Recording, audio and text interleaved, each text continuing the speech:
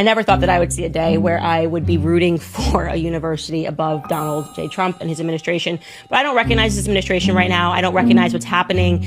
I have a theory. I do. We were kicking around some theories earlier, me and the team, and we were going, how could Trump be such a free speech enthusiast and allowing these things to happen? Going after college universities, trying to suppress speech, while pretending that you're not suppressing speech, while pretending that you're fighting DEI. It's so messy. It's so obvious. Everyone knows what you're doing. People who are still trying to grift, I suppose, are not willing to challenge you on this, which is ridiculous, because when you are out of office, we are going to have to live with these consequences. Our children are going to have to grow up in this America. Okay? So when you threaten our speech, it's not worth it so that we can have pom-poms and go hurrah for a couple of years, then go, okay, well, yeah, now it kind of stinks because, we're getting arrested for wrongthink. We got David Friedman. Yeah, arrest him. Arrest Tucker Carlson and Candace Owens. Get them. I love it. And if you think it's going to stop with college campuses, you're out of your mind. So you better buck up and root for Harvard University in this fight.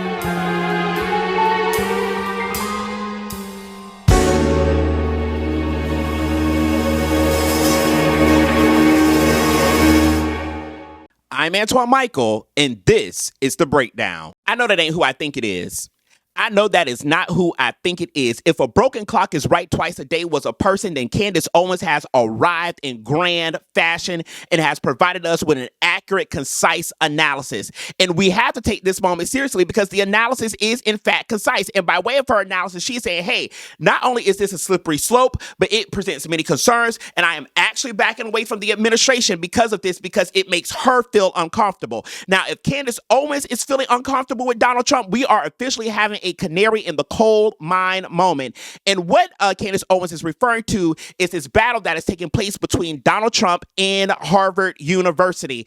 That Donald Trump is saying, hey, Harvard University, I want these certain things off the curriculum. I want you to regulate your campus spaces in certain kinds of ways. I also want to do away with certain students' visas. And you will do this if you want these billions of dollars in federal funding for campus. And Harvard University on the other side is saying, actually, no, take it. We'll see you in court. We're good on it. And how Trump is able to marshal and collateralize his argument is by the lives of undocumented people of color in the United States, who he is sending to El Salvador. And he is saying, this is what I want to do. And it is their lives that is making my argument possible. And on the other hand, Harvard University is doing the same exact thing. And they are able to say, now back up. You might be the new vanguard of the United States of America, but we are the true vanguard of the United States of America. We are established in 1636. We were here before there was a Declaration of Independence. We were here before there was a Constitution of the United States. We were here and conceptualized how slavery would play out in the United States. We were here and conceptualized how Native American genocide would take place.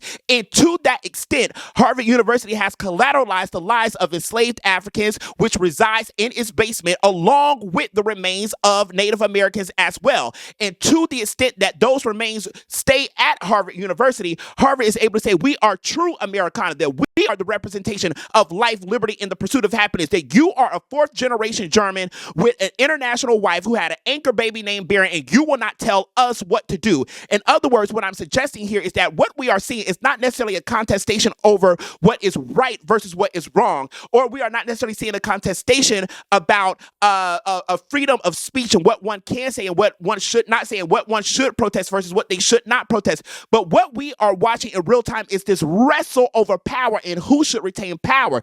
That Harvard University is saying that we are not down with Donald Trump, we're not down with J.D. Vance, that we are not down with Peter Thiel, that we are not down with Elon Musk, that we are the true Americana, while this new vanguard is saying, well, hey, we are not down with Harvard University and those who fund Harvard University's endowment, that we are trying to bring about something new. So this contestation isn't necessarily about what one should be doing and what one should not be doing. How do we know this? Because when people were placed on on planes and shipped illegally to El Salvador, Harvard University sat back and said nothing.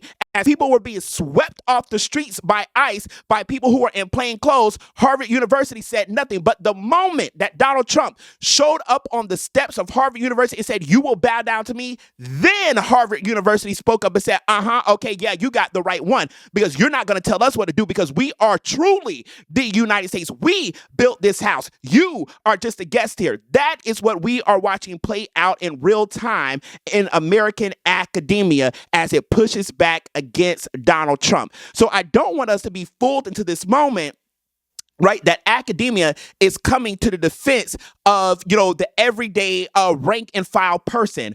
Rather, academia in this instance is doing all it can to make sure that the house it built remains intact. And academia is saying, listen, it was our intellectual brain trust that gave out scientific racism. It was our intellectual brain trust that allowed for redlining to take place. It was our intellectual brain trust that provided for Patrick Moynihan to come up with the Moynihan Report and say that Black women are the cause of the downfall of the Black community, right?